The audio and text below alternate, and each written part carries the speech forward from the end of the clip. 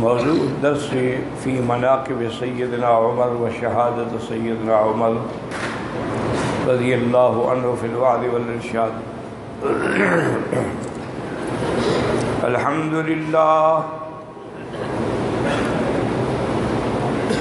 لله وكفى والصلاة والسلام على خاتم الأنبياء سيدنا وحبيبنا محمد المصطفى وعلى آله المجتبى وأصحابه النجبى. اللهم صل على سيدنا محمد النبي الأمي الهاشمي وعلى آله وأصحابه نجوم الهدى. أما بعد فقد قال الله تبارك وتعالى في القرآن المجيد والفرقان الحميد: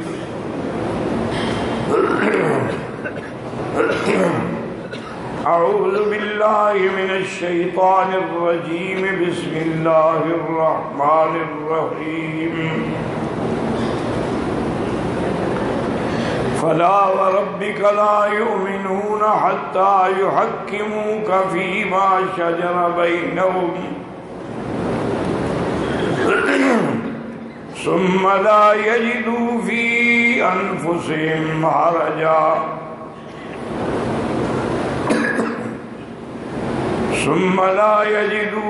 أنفسهم حرجا مما قضيت ويسلموا تسليما. قال النبي صلى الله عليه وسلم: عليكم سنتي وسنة الخلفاء الراشدين المهديين، تمسكوا بها وعضوا عليها بالنواجذ. إياكم ومحدثات الأمور، كل محدثة بدعة وكل بدعة ضلالة، أو كما قال رسول الله صلى الله عليه وسلم: صدق الله العلي العظيم وصدق رسوله النبي الكريم، ونحن على ذلك لمن الشاهدين ومن الشاكرين، والحمد لله رب العالمين. رب اشرح لي صدري ويسر لي أمري واحلل عقدة من لساني يفقهوا قولي. رب زدني علما. سبحانك لا علم لنا إلا ما علمتنا إنك أنت العليم الحكيم. برادران اسلام، واجب الاحترام بزرگوں، دوستوں، بھائیوں، عزیز نوجوانوں، اللہ تبارک و تعالیٰ کے کلام مقدس میں سے چند آیات اور آقا انعامدار حبیب کبریاء سیدنا محمد مصطفیٰ صلی اللہ علیہ وعلا آلہ واصحابہ وسلم تسلیما کثیرا کثیرا کے فرامین مبارکہ میں سے ایک حدیث مبارک تلاوت کی ہے. دعا فرمائیں کہ اللہ تعالیٰ اس عاجز کو معالاحل صحت عافیت کاملہ عاجلہ دائمہ اور حق بات بیان کرنے کی توفیق عطا فرمائیں. آپ کو حق سننے سمجھنے کی اور ہم سب کو مل کر حق پر چلنے کی توفیق عطا فرمائیں. پروردگار عالم تمام آنے والوں کا حج، زیارات، عبادات، صدقات، خیرات منظور و مقبول فرمائیں.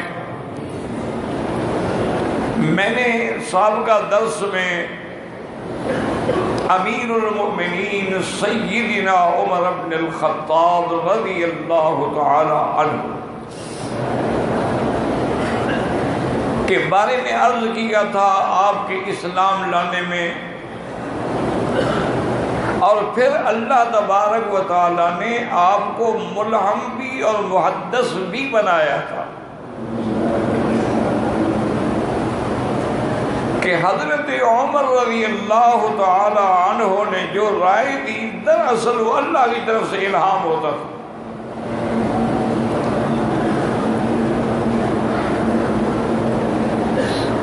تو اسی لیے آپ دیکھیں کہ جب مقام ابراہیم کا مسئلہ آیا تو حضرت عمر کی رائے تھی، اور اسی طرح اسارہ بدر کے بارے میں کہ جب بدر میں اللہ نے مسلمانوں کو فتح دی، مشرکین قریش 70 سردار مارے گئے اور 70 قید ہوئے، حضور صلی اللہ علیہ وسلم نے صحابہ سے مشورہ لیا، حضرت صدیق رضی اللہ تعالی عنہ نے بھی یہی عرض کیا کہ یا رسول اللہ کچھ بھی ہے، بہرحال آپ کے رشتہ دار ہیں، سردار ہیں، اور اللہ کی رحمت سے ان کو بڑی مار پڑ چکی ہے کہ 70 مارا گیا ان کا،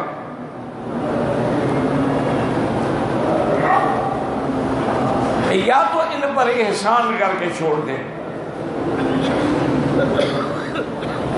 یا ان سے پھر فدیہ مقرر کر لیں بھی ہر آدمی اتنا فدیہ ادا کرے،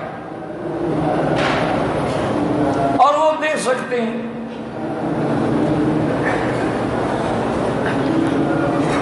اور اس سے مسلمانوں کو تقویت ملے گی، وہی مال جو ہے مسلمانوں میں تقسیم ہوگا۔ حضور صلی اللہ علیہ وسلم نے حضرت عمر رضی اللہ تعالی عنہ کو بلایا اور فرمایا کہ عمر تمہاری کیا رائے ہے اسارہ بدر کے بارے میں، ان کو چھوڑ دیں، احسان کریں، یا ان سے فدیہ لیں؟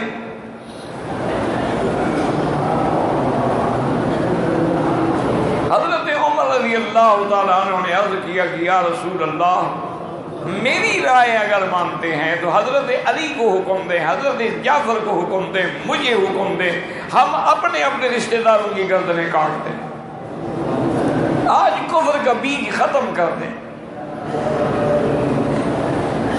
یہ ہمیشہ کے لیے ختم ہو جائے۔ حضور نے فرمایا ابھی حضرت عمر رضی اللہ تعالیٰ عنہ کی رائے تو درست ہے لیکن سخت آدمی ہے، بہرحال حضور نے فدیہ ان سے مقرر کر دیا کہ فدیہ ادا کرو اور رہائی حاصل کرو۔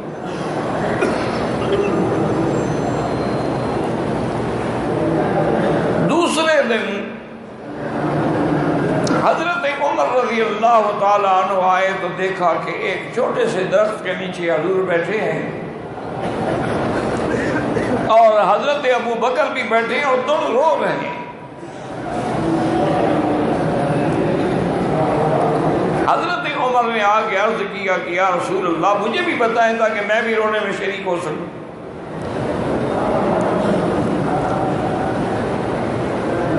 حضور نے فرمایا کہ اللہ نے قرآن اتارا ہے کہ میری رائے، میرا حکم وہی ہے جو عمر کی رائے تھی، آپ نے کیوں رعایت کی ہے؟ ما کان لنبی ان یکون له اسرى حتى یسخن فی الارض تریدون عرض الدنیا واللہ یرید الآخرہ۔ اور اللہ نے یہ بھی فرمایا کہ لولا کتاب من اللہ سبق لمسکم، میرا مدنی اگر میں پہلے سے آپ کو معاف نہ کر چکا ہوتا تو آج میں پکڑ لیتا۔ اور حضور نے یہ بھی فرمایا کہ عذاب گویا کہ ایسے سامنے ہے، اور اگر عذاب اترتا ما نجا منہا الا عمر و سعد، اس عذاب سے کوئی نہ بچ سکتا، ایک عمر بچتے ایک سعد بچتے۔ فبکا عمر رضی اللہ تعالی عنہ. تو اسارہ بدر میں بھی اللہ نے حضرت عمر کی تجویز کو قبول فرمایا. اس دور میں شراب کی حرمت نہیں آئی تھی، لوگ شراب پیتے تھے. حضرت عمر رضی اللہ تعالی عنہ کی یہ بات بڑی ناگوار گزرتی اور روزانہ دعا کرتے اللہم بین لنا فی الخمر امرا شافیا، کہ یا اللہ شراب کے بارے میں کوئی حکم نازل فرمائیں. تو پہلی قرآن کی آیت ہوتی ہے یسألونک عن الخمر والمیسر قل فیہما اسم کبیر ومنافع للناس واسمہما اکبر من نفعہما.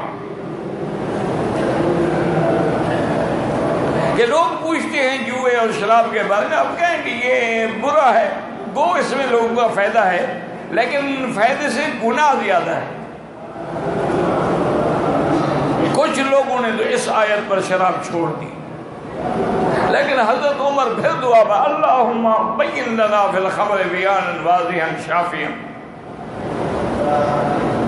اب دوسری آیت نازل ہوئی یا ایھا الذین آمنوا لا تقربوا الصلاۃ وانتم سکارا، ایمان والو نماز میں اس وقت تک نہ جاؤ جب تک تم نشے کی کیفیت میں ہو.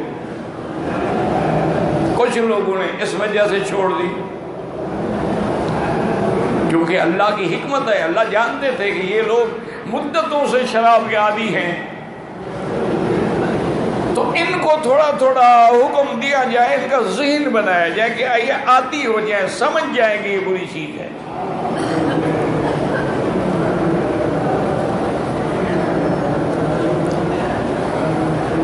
اب حضرت عمر نے جب دوسری آیت سنی تو پھر دعا کی کہ یا اللہ اللہم بین لنا فی الخمر امرا شافیا، یا اللہ شراب کے بارے میں واضح حکم فرمائیں.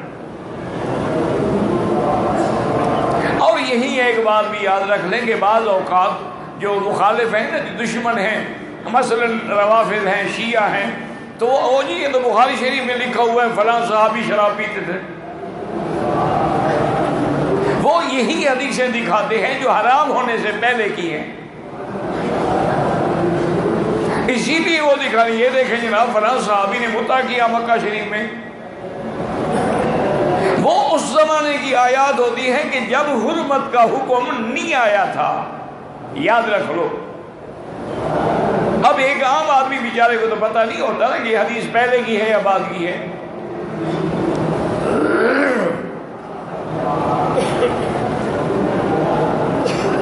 اب اللہ تبارک و تعالی نے قرآن اتارا کہ یا ایھا الذین آمنوا انما الخمر والمیسر والانصاب والازلام رجس من عمل الشیطان فاجتنبوہ لعلکم تفلحون.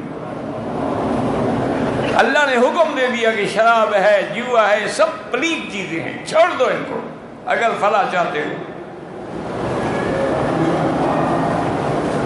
تو اب حضرت عمر نے کہا کہ الحمدللہ، اللہ تیرا بڑا کروڑ کروڑ شکر ہے کہ لاکھوں لوگ جو ہیں اس لعنت سے بچ جائیں گے. اور جب حرمت شراب کا حکم آیا تو مدینے کی گلیوں میں شراب بہ رہی تھی، سب نے مٹکے توڑ دیے، ہاتھ پہ گلاس تھا وہ بھی پھینک دیا.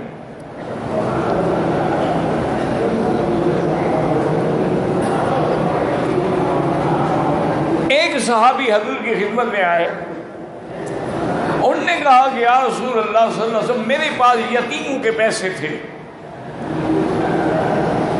میں ان کے لیے جا کے شراب لے آیا کہ بیچوں گا، نفع ہوگا تو یتیموں کے پیسے کا فائدہ ہو جائے گا.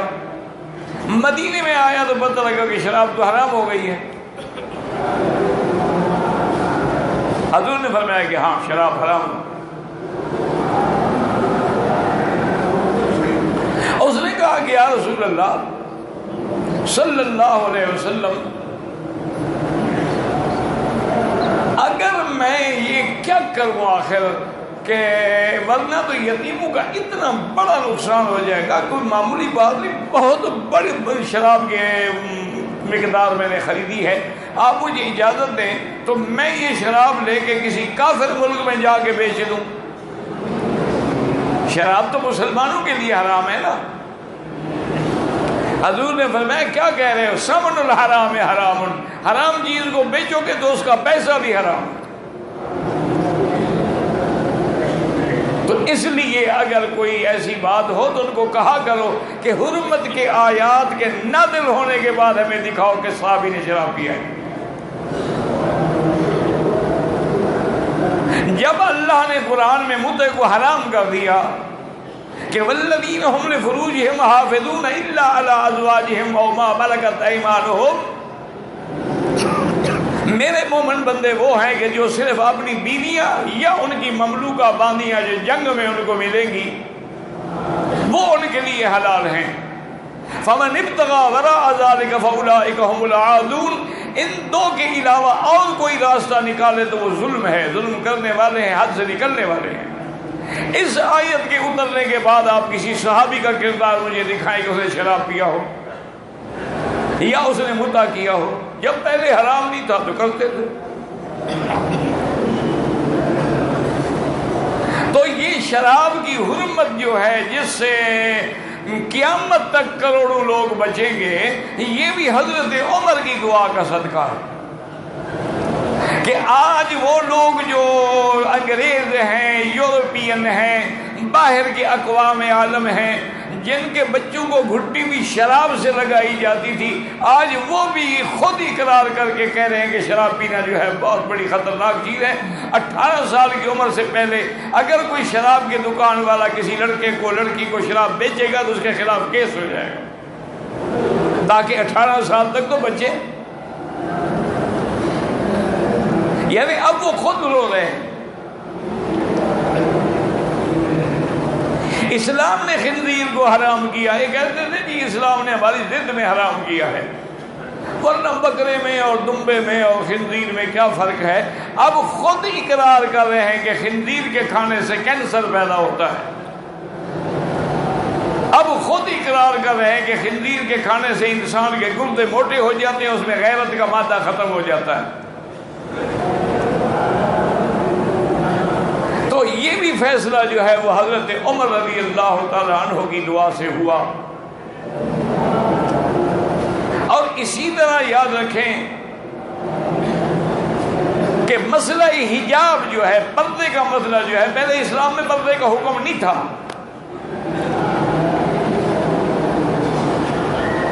حضرت عمر رضی اللہ تعالی عنہ آ کے عرض کرتے کہ یا رسول اللہ، میں برداشت نہیں کر سکتا کہ عورتیں رات کو باہر نکلیں اور ان کے اوپر کوئی پردے کا حکم نہ ہو۔ حضور نے فرمایا کہ میں تو اللہ کے حکم کا پابند ہوں نا عمر، میں خود تو حکم جاری نہیں کر سکتا، اوامر اللہ کے ہوتے ہیں، اللہ کے نبی تو ان کی تنفیذ فرماتے ہیں۔ حضرت عمر دعا کرتے، اور ایک دن حضرت عمریہ نے اتنے آگے بڑھ گئے کہ بی بی سودا جا رہی تھی رات کو، چونکہ اس وقت حمام تو ہوتے نہیں تھے نا گھروں کے اندر، عورتیں اکٹھی ہو کے نکل جاتی تھی مدینہ پاک سے اور دور چلی جاتی تھی۔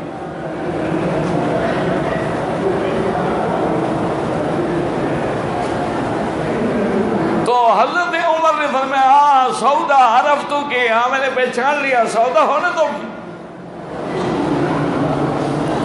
حضرت عمر کا منشا یہ تھا کہ میرا اس طرح کہنا جو ہے وہ اللہ کو کبھی گوارا نہیں ہوگا، فوراً پردے کا حکم آ گیا۔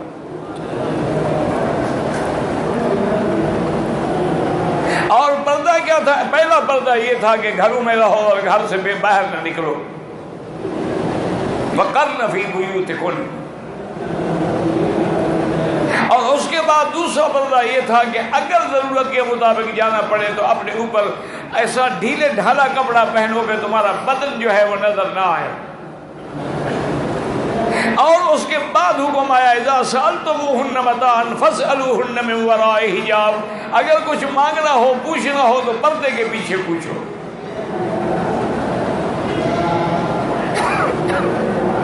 اسی لیے جیسے ہمارے ہاں عام رواج ہے نا کہ جی یہ تو نوکر ہے ہمارا، اس سے کیا پردہ ہے؟ بچہ تھا جی جب ہمارے گھر آیا تھا۔ حضرت انس بھی بچے، حضرت انس جو ہیں وہ بچے تھے جب حضور کے گھر آئے، چھوٹے بچے تھے۔ 10 سال حضور کی خدمت کی ہے۔ بی بی زینب کی شادی کے موقع پہ جب یہ آیت آئی تو حضرت نے انس بس اب تم گھر میں داخل نہیں ہو سکتے، اللہ نے منع کر دیا۔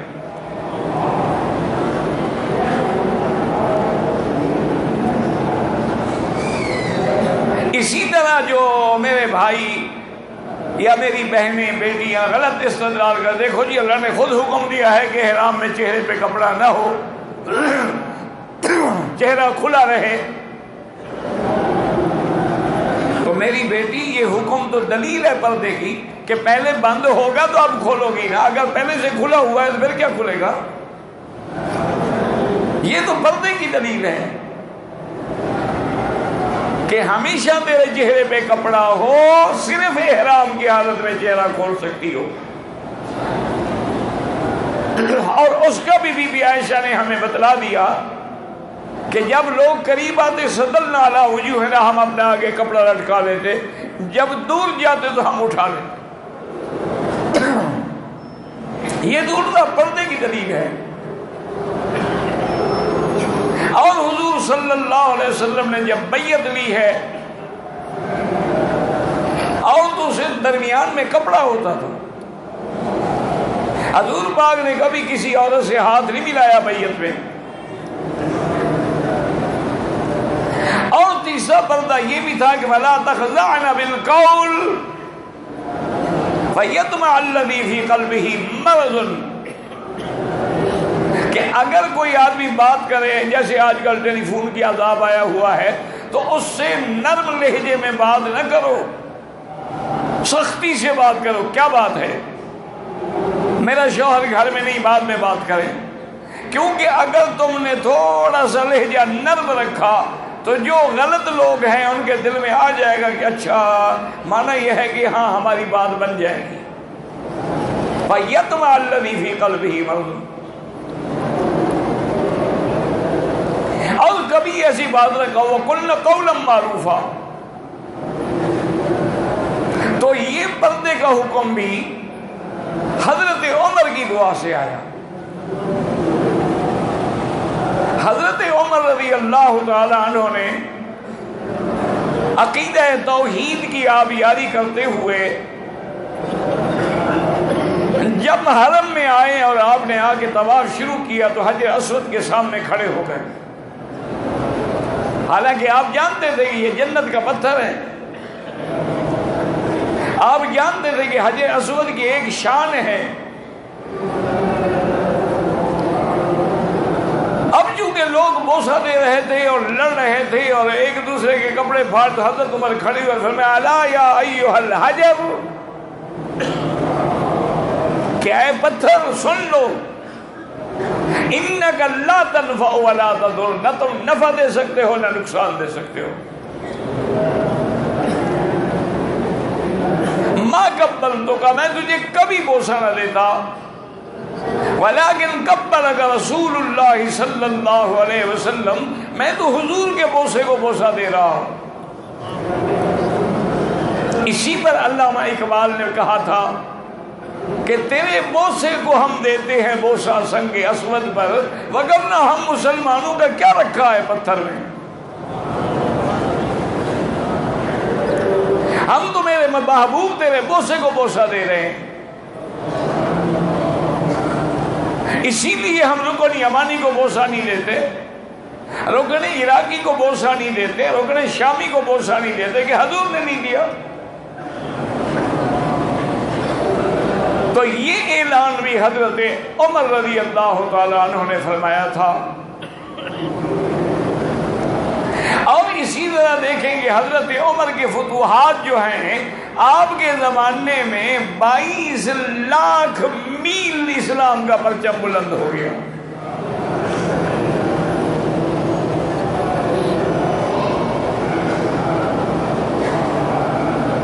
کفار کو یہ کہنا پڑا کہ اگر مسلمانوں کے ہاں ایک دوسرا عمر پیدا ہوتا تو کفر دنیا سے مٹ جائے۔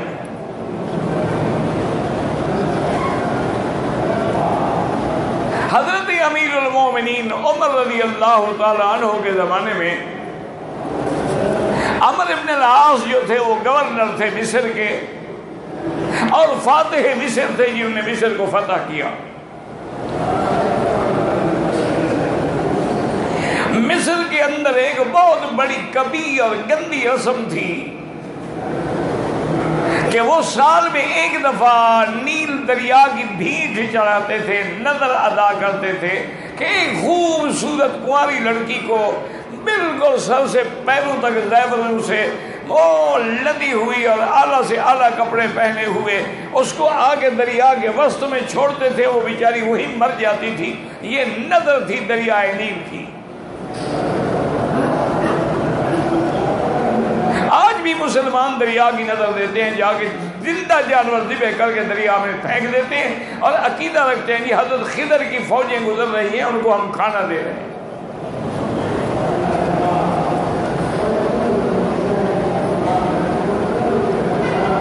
اور جب یہ ہم کریں گے تو دریا یہاں سے ہٹ جائے گا۔ انا للہ و انا الیہ راجعون۔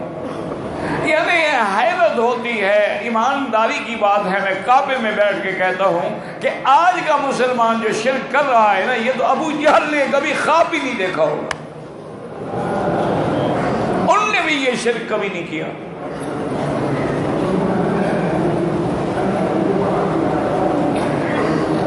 انہوں نے بھی یہ نہیں کیا جو ہمارے ہاں ہو رہا ہے۔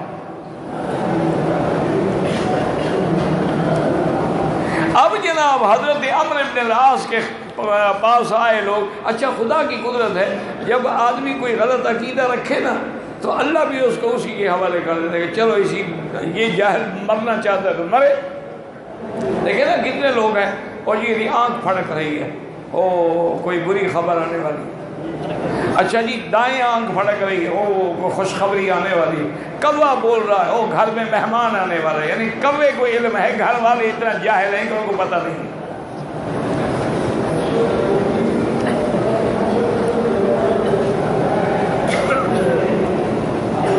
اسی طرح اگر جا رہے ہوں اور جناب بلی نے راستہ کاٹ، او اب کام نہیں ہوگا جی، بلی نے راستہ کاٹ دیا، اگر خاص طور پہ کالی ہو تو پھر عذاب آ گیا۔ اگر جا رہے ہوں اور پیچھے سے کوئی آواز دے دے، بس چلو بس میرا کام ختم، خراب ہو گیا جی، پیچھے سے مجھے آواز دے دی اس نے۔ انا للہ و انا الیہ راجعون۔ اسی لیے حضور نے فرمایا تھا کہ لا تیرتا ولا حامت ولا سفر، اور حضور نے دعا بھی بتلا دی کہ اگر تمہیں ایسا وہم ہے آنکھ پھڑکنے کا یا بازو پھڑکنے کا یا پاؤں پھڑکنے کا یا ہاتھ میں خارش ہو جی پیسہ نکل جائے گا، پاؤں میں خارش ہو جی سفر لکھا ہوا ہے، تو آپ یہ دعا پڑھ لیا کریں کہ اللہم لا طیر الا طیرک لا خیر الا خیرک ولا الہ غیرک۔ اور اسی طرح ایک دوسری دعا حضور سے، اللہم لا یاتی بالحسنات الا انت ولا یذهب بالسیئات الا انت ولا حول ولا قوت الا باللہ۔ فرمایا 3 دفعہ پڑھ لو کچھ بھی نہیں ہوگا۔ اچھا بعض آدمی کی آنکھ ویسے پھڑکتی رہتی ہے سارا دن، اصل میں اس کے پٹھے کمزور ہو جاتے ہیں، پھڑکنا شروع ہو جاتی ہے۔ ویسے بہرحال یعنی یہ جتنے اہل بدعت ہیں نا جی، یہ ضرور کوئی نہ کوئی دلیل ڈھونڈتے ہیں۔ اب کوے کے بجائے کسی اور پرندے کا تو نہیں کہا نا کہ مہمان آئے گا، وجہ کیا ہے کہ قابیل کو راستہ کوے نے دکھلایا تھا۔ جب قابیل نے اپنے بھائی کو قتل کر دیا نا حابیل کو، تو اب لاش کیسے دفن کروں؟ تو اللہ نے کوا بھیجا، اس نے آگے وہاں جگہ کھودی اور اپنے مردہ کوے کو ڈال کے اوپر جو ہے مٹی ڈال دی، تو اس نے کہا عجزت ان اکون مثل هذا الغراب فواری سوء اخی، میں اس کوے سے بھی کیا گزرا ہوں۔ یہ بھی ڈھونڈا ہے نا کہ قرآن میں کہیں نہ کہیں کوے کا ذکر تو ہے نا، چاہے کافر نے عمل کیا ہو۔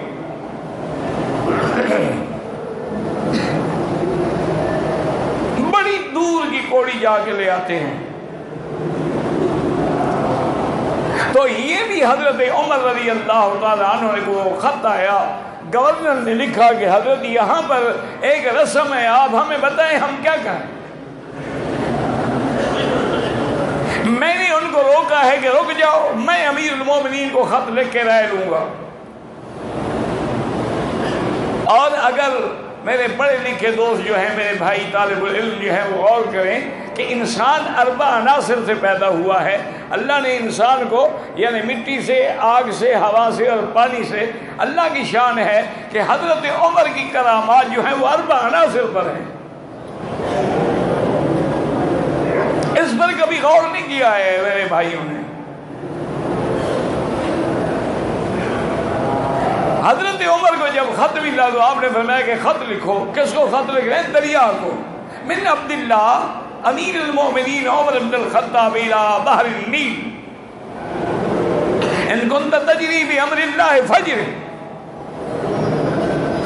آپ نے دریا کو خط لکھا کہ دریائے نیل تمہیں امیر المومنین عمر لکھتا ہے کہ اگر اللہ کے حکم سے چلتے ہو تو چل پڑو، اور اگر تم اپنے حکم سے چلتے ہو ہمیں تمہاری کوئی ضرورت نہیں ہے، اللہ تیرے بغیر بھی ہمیں پانی دے سکتے ہیں۔ گورنر کو لکھا کہ اس خط کو لے کے دریائے نیل کے درمیان میں رکھ دو اور بس اس کے بعد اللہ پہ چھوڑ دو، کوئی لڑکی شڑکی کی نظر قربانی نہ دو۔ حضرت عمرو بن العاص چند آدمیوں کو لے کے گئے اور جا کے دریا میں خط رکھا۔ اندازہ کرو بڑا، دریا کو بھی کوئی خط لکھتا ہے، اور دریا میں اگر خط ڈالو تو پانی سے دھل جائے گا، لیکن یہ عمر کا خط ہے، یہ دھل نہیں سکتا۔ وہ خط رکھ کے واپس آئے۔ صبح حضرت عمرو بن العاص انتظار میں ہیں، مسجد سے نماز پڑھ کے نکلے، بھی پتہ کرو۔ انہوں نے کہا حضرت ایک رات میں 16 ہاتھ پانی چڑھ گیا، اتنا پانی کبھی نہیں چڑھا دریائے نیل میں، اور عمر کے اس خط کے بعد آج تک وہ دریا نہیں رکا۔ اسی کو اقبال نے کہا تھا کہ دریائے دجلہ تو بھی پہچانتی ہے ہم کو، تمہیں بھی پتہ ہے۔ تو حضرت عمر کا حکم پانی پہ چلا۔ مدینہ منورہ میں آپ کھڑے ہیں اور زمین میں زلزلہ آیا۔ حضرت عمر نے اپنے ہاتھ میں جو کوڑا پکڑا ہوا تھا زمین پہ زور سے مارا اور کہا اسکت، زمین ٹھہر جاؤ، بس کوڑا لگنا تھا، زلزلہ ختم۔ تو مٹی پر بھی حضرت عمر کا حکم چلا۔ منبر نبی پہ کھڑے خطبہ دے رہے ہیں، خطبے کے دوران میں فرمایا کہ یا ساریۃ الجبل، کہ اے ساریہ پہاڑ کو اپنی پشت میں رکھو۔ صحابہ حیران ہیں کہ ساریہ تو نہاوند میں جنگ لڑ رہا ہے، جو مدینے سے 2 مہینے کا سفر ہے، اور حضرت عمر آواز دے رہے ہیں۔ جب حضرت عمر نے جمعہ پڑھا لیا تو صحابہ نے پوچھا، اتنے میں دروشی پڑھ لو یار۔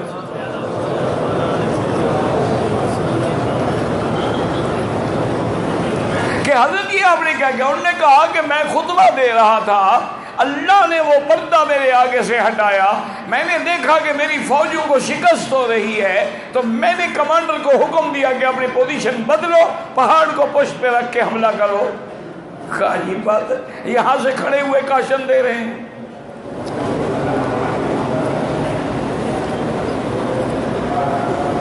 حضرت عمر رضی اللہ عنہ یہ بات گزر گئی۔ اب جناب یہ ہے کہ جب حضرت ساریہ واپس آئے تو اللہ نے فتح دی، تو سارے صحابہ مسجد نبی میں اکٹھے ہوئے۔ انہوں نے کہا ہم شکست کھا رہے تھے کہ عمر کی آواز آئی۔ تو اللہ نے ہواؤں پر بھی حضرت عمر کا کنٹرول دکھلا دیا، پانی پر بھی دکھلا دیا، مٹی پر بھی دکھلا دیا، اور ہواؤں پر بھی دکھلا دیا۔ اسی طرح حضرت عمر مدینے میں ہیں، لوگ بھاگتے ہوئے آئے، انہوں نے کہا امیر المومنین ایک ایسی آگ آ رہی ہے، اتنی تیز آگ ہے پہاڑوں کو جلاتی ہوئی آ رہی ہے۔ اور وہ جگہ اب بھی موجود ہے. یہ مدینہ پاک کا جو ایئرپورٹ ہے نا، اس سے اگر 2-4-10 کلومیٹر آگے جائیں تو وہ ابھی پہاڑ موجود ہے.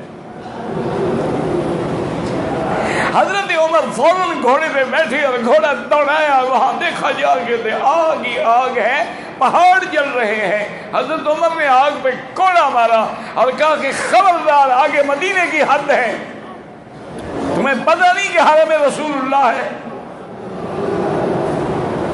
بس کوڑا مارنے کی دیر تھی کہ آگ وہی رک گئی. آج بھی وہ آدھا پہاڑ جلا ہوا اور آدھا بچا ہوا موجود ہے.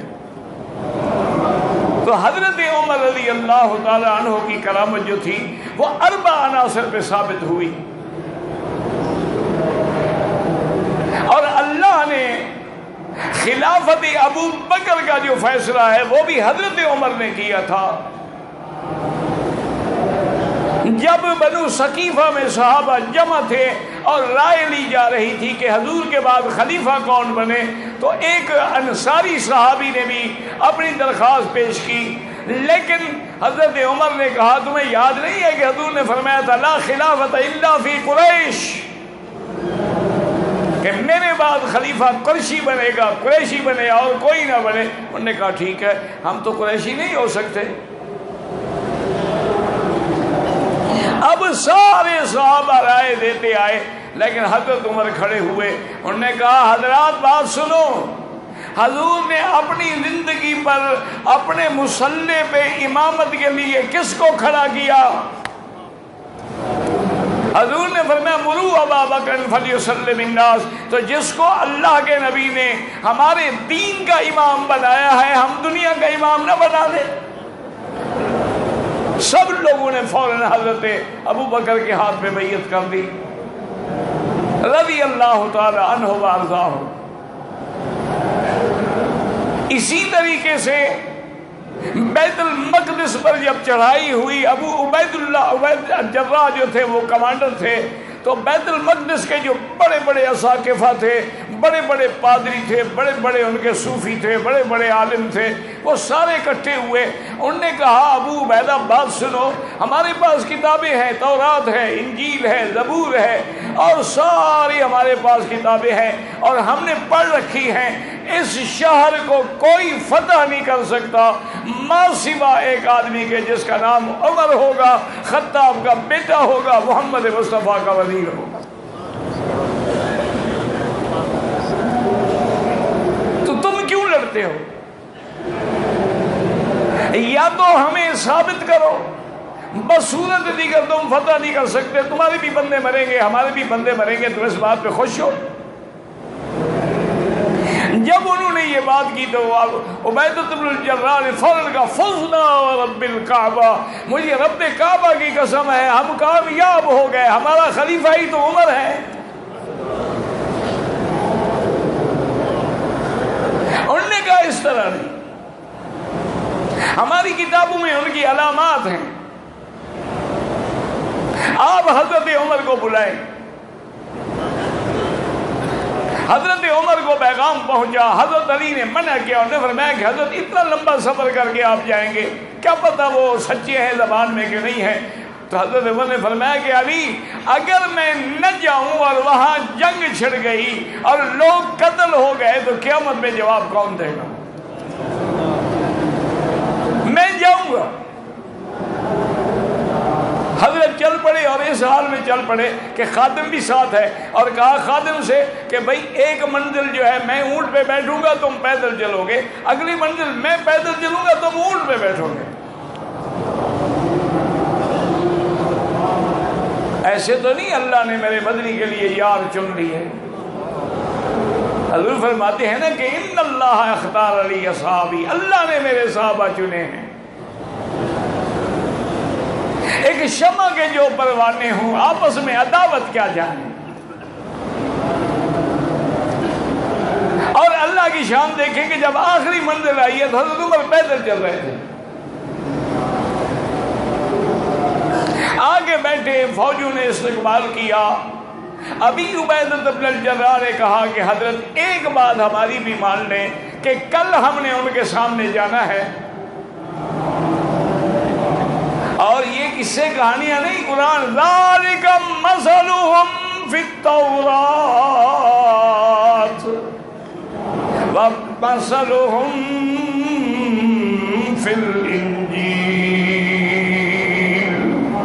اللہ نے فرمایا میرا مدنی میں نے صرف تیرا نہیں بلکہ تیرے یاروں کے بھی قصے تورات و انجیل میں بیان کر دیے۔ ام حبیبہ ابو سفیان کی بیٹی ہے، حبشہ سے آ رہی ہے اور حضور کے وکیل بن کے نجاشی بادشاہ حبشہ نے حضور سے نکاح پڑھا ہے۔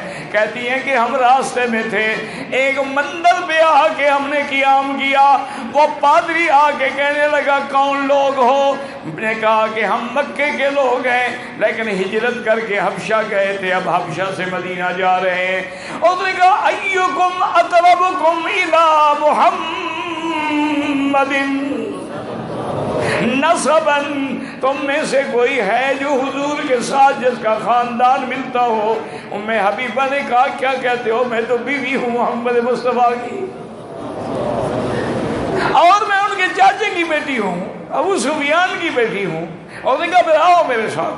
اندر لے گیا، کمرہ کھولا، بی بی کہتی ہے کہ ایک الماری کھولتا، اندر تصویریں لگی ہوئی ہیں، دکھاتا کہ پہچانو۔ اور ہم دیکھتے گئے، سب سے آخر میں جب اس نے الماری کھولی تو ہم نے کہا ھذا محمد الرسول اللہ، کہ یہ محمد رسول اللہ کا بالکل ٹھیک ہے۔ اس نے ساتھ والی الماری کھولی، ہم نے کہا ھذا ابو بکر صدیق۔ اس نے تیسری الماری کھولی، ہم نے کہا ھذا عمر بن الخطاب۔ یعنی پہلے ان لوگوں نے سکیچ بنا کے اپنے اندازے سے کتابیں پڑھ کے تصویریں بنائی ہوئی تھی۔ انہوں نے کہا کہ حضرت امیر المومنین اتنا کریں کہ ہم کل ایک بہترین گھوڑا لائیں گے اور ایک بہترین شاہی لباس لائیں گے، آپ وہ پہن کے، آپ امیر المومنین ہیں،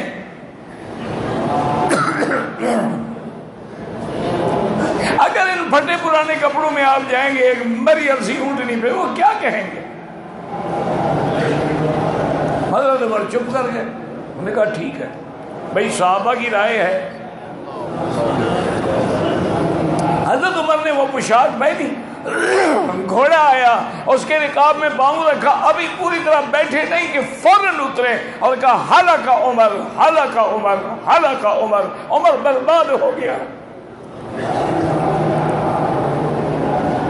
صحابہ حیران ہو گئے کیا بات ہے؟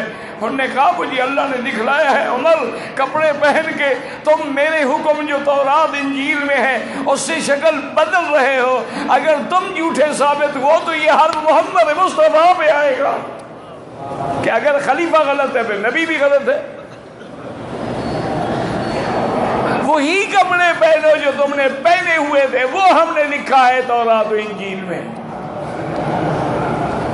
حضرت نے وہی کپڑے پہنے اور اساقفہ آ گئے بیت المقدس کے، ایک ایک حلیے کو دیکھا، ساری تفصیل پوچھی، اس کے بعد انہوں نے چابیاں رکھ کے حضرت عمر کے حوالے کر دی۔ مسلمانوں دعا کرو اللہ کوئی عمر بھیج دے کہ آج بیت المقدس میں یہودی لڑکیاں ناچ رہی، آج کفر بڑے زوروں پہ ہے، لیکن یاد رکھو اللہ ہم پر راضی ہو گیا، یہ کفر جتنی مرضی آئے زور لگا رہے کچھ بھی نہیں کر سکتا ہے۔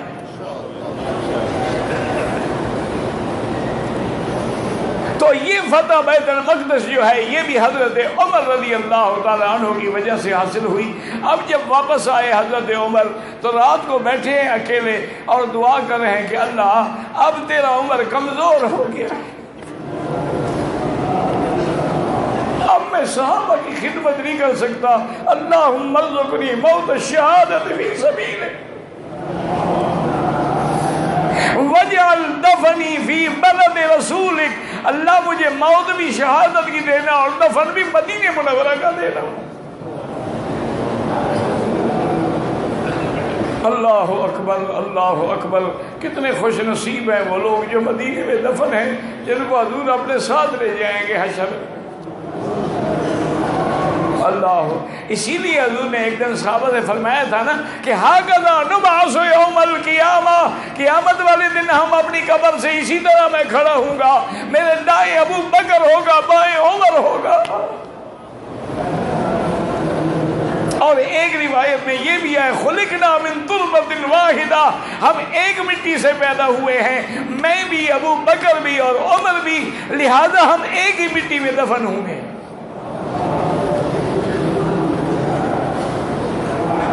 حضرت عمر دعا مانگ رہے ہیں، ایک آدمی آیا نوجوان، اس نے کہا حضرت میں مغیرہ کا غلام ہوں، لیکن میں بڑا کاریگر آدمی ہوں، میں لوہے کا کام بھی کرتا ہوں اور پتھروں کی چکیاں بھی بناتا ہوں، درخان کا کام بھی کرتا ہوں، لیکن مغیرہ مجھ سے 100 درہم جو ہے مہینے کا لیتے ہیں، بہت زیادہ ہے، ان کو میری سفارش کریں۔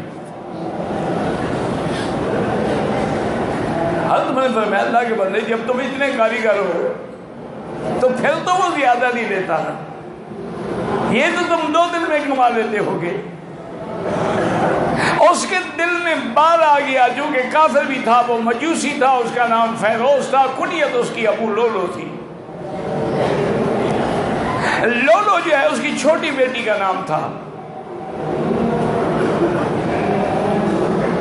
ایک دن حضرت عمر نے اسے بلایا کہ بھئی ایک چکی مجھے بھی بنا دو، اس نے کہا حضرت آپ کے لیے تو ایسی چکی بناؤں گا جو قیامت تک چلتی رہے گی۔ یہ کہہ کے چلا گیا۔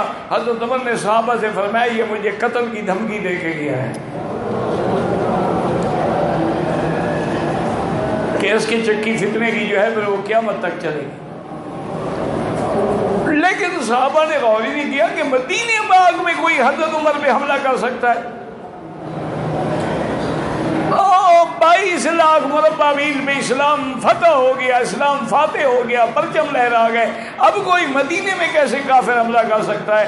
لیکن اللہ کی شان ہے کہ حضرت عمر نماز میں آئے، محراب میں ہیں اور حکم دے رہے ہیں صفیں ٹھیک کرو، صفیں ٹھیک کرو، اللہ اکبر کہا، نماز شروع کی، اور وہ بدبخت پیچھے صف میں چھپا ہوا تھا، فیرو ابو لولو جو تھا، اس کے ہاتھ میں 2 دھاری خنجر تھا جس کے دونوں رخ تھے، اور اس تھوڑا سا لگ جائے تو زہر اثر کر جائے، اس نے حضرت عمر کے پیٹ پر مارا اور 3 دفعہ پھیر کے پورا پیٹ کٹ گیا اور پوری آنتیں مبارک باہر آ گئی۔ حضرت عمر نے ایسی جلدی ہاتھ رکھا، اپنے بیٹے کو اشارہ کیا کہ میں مصلی پہ آ جاؤ، نماز لوگوں کی خراب نہ ہو۔ ہمارے حاجی تو مسئلہ پوچھتے ہیں جی عزیزی حرم میں ہے؟ ہاں جی حرم میں، تاکہ جان چھوٹے یہاں نہ آنا پڑے۔ اِنَّا لِلَّهِ وَإِنَّا إِلَيْهِ راجعون۔ بھئی کوئی معذور ہے، بیمار ہے، الگ بات ہے، باقی وہ حرم ہے، اس میں 1 لاکھ کا ثواب ملتا ہے، لیکن یہ حرم کا 27 لاکھ تو نہیں ملتا نا۔ اور پھر یہ کتنا بڑی نصیب والی بات ہوگی کہ تیری نظر کعبے پہ ہو اور تو اللہ کے گھر میں کھڑا ہو، اور جتنا قریب ہو کعبے کے اتنا ثواب بڑھتا چلا جائے گا۔ تو حضرت عمر رضی اللہ تعالیٰ کے بیٹے نے قرآن پڑھایا، صحابہ حیران ہو گئے کہ آواز کچھ بدلتی ہے۔ بہرحال جب سلام پھرا تو پتہ لگا کہ حضرت عمر کے ساتھ تو اتنا بڑا حملہ ہو گیا۔ اس بدبخت نے اور بھی 3 صحابہ کو شہید کیا، آخر وہ پکڑا گیا۔ آپ نے پہلی بات یہ پوچھی کہ جس نے مجھ پہ حملہ کیا ہے وہ مسلمان ہے یا کافر ہے؟ انہوں نے کہا کافر۔ فرمایا فزت ورب الکعبہ، الحمدللہ اللہ میں کامیاب ہو گیا، کافر کے ہاتھوں مرا ہوں، میں شہید ہوں۔ مسلمان مسلمانوں کو مارے وہ تو فساد ہے نا، وہ جہاد تو نہیں ہے نا۔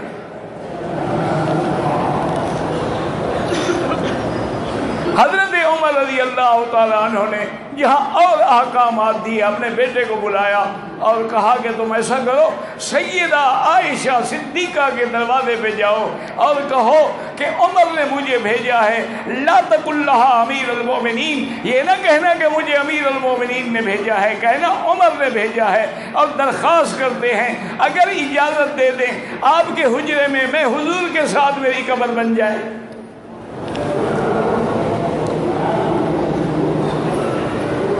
حضرت عائشہ کے دروازے پہ جب حضرت عبداللہ ابن عمر آئے، فرماتے بی بی رو رہی تھی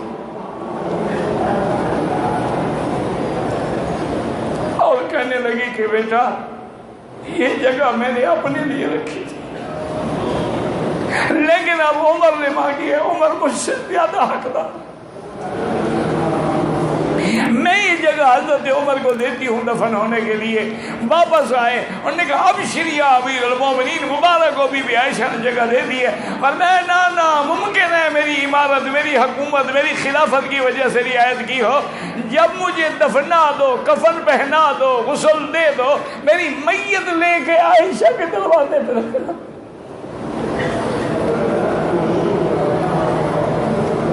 اگر اس کے بعد بھی بی بی عائشہ اجازت دے دیں تو مجھے ان کے حجرے میں دفن کر دینا، اگر اجازت نہ دیں فدفنونی مقابر المسلمین فی البقیع الغرقد، پھر مجھے جنت البقیع میں دفن کر دینا۔ صحابہ اسی طرح جنازہ اٹھا کے آئے اور آ کے عائشہ کے حجرے میں رکھا، اور پھر پوچھا بی بی اندر پردے کے کھڑی رو رہی، انہوں نے کہا کہ ہاں میں نے اجازت دے دی ہے، تو حضرت عمر رضی اللہ تعالیٰ عنہ کو بھی اسی میں دفن کیا گیا۔ اور حضرت کی دعا کیسے منظور ہوئی کہ موت مدینے میں نہیں آئی، مدینے میں مسجد رسول اللہ میں محراب نبوی کے اندر موت آئی رضی اللہ تعالیٰ عنہ وارضاہ۔ اللہ تبارک و تعالیٰ آپ کو بھی ہمیں بھی صحابہ کی محبت، عظمت اور مقام سمجھنے کی توفیق عطا فرمائے۔ اور جتنے حجاج کرام یہاں ہیں بلد الامین کے لیے، حرمین کے لیے اور پاکستان کے لیے دعا کیا کریں۔ آج کل پوری کفر کی طاقتیں جو ہیں، تمام طاغوت جو ہیں، ہنود ہے یا یہود ہے، ان سب کی نظریں جو ہیں ان دو طاقتوں پر ہیں۔ تو آپ دعا کیا کریں کہ اللہ بلد الامین کو بھی، پاکستان کو بھی، اور مسلمان جس ملک میں بھی ہیں ان کی جان، مال، آبرو، عزت کی حفاظت فرما۔